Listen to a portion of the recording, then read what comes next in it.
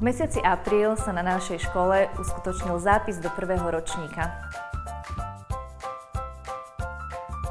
Zápis sa týkal detí, ktoré počas tohto školského roka dovršia povinnú predškolskú dochádzku.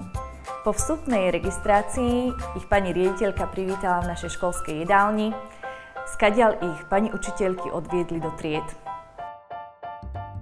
V triedách sa pani učiteľky porozprávali s deťmi o tom, ako sa tešia do školy, o tom, aký mali deň a mali potom vypracovať pracovný list zameraný na geometrické tvary, číselný rad do 5, farby a priestorovú orientáciu.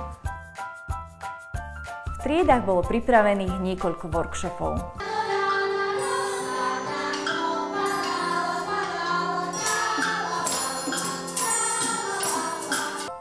Hudobný, jazykový, chemický a počítačový.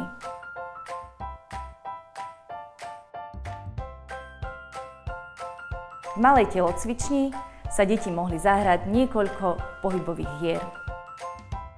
V budúcom školskom roku plánujeme otvoriť 4 triedy prvého ročníka. Budeme zavádzať nové zmeny vo výchovno-vzdelávacom procese. Základ našho vzdelávania sa bude týkať hlavne výuky cudzích jazykov. Od prvého ročníka deti začnú spoznávať svet cez učivo aj v cudzom jazyku. Veríme, že z tohto dňa si všetky deti odniesli ten najkrajší zážitok a všetci sa na nich tešíme v novom školskom roku 1. septembra 2025. Všetko dobré. Perfektne,